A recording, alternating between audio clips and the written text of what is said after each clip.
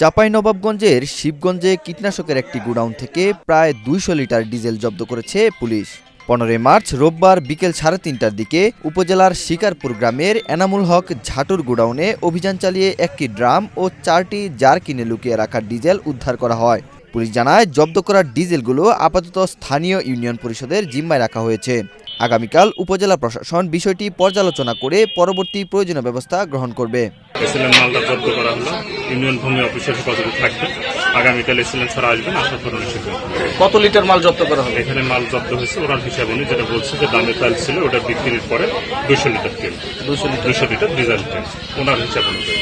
ওটা তার এভাবে মাথা ক্লিয়ার নেয়, দামের মধ্যে ব্যবহারের পরে যেটা আছে উনি হিসাব হিসেবে 200 লিটার ডিজেল তেল। শুধু তেল আটক হয়েছে না আর কিছু? না, তেল ওই যে আপনার জারকিন আছে, প্লাস্টিকের জারকিন এবং দাম।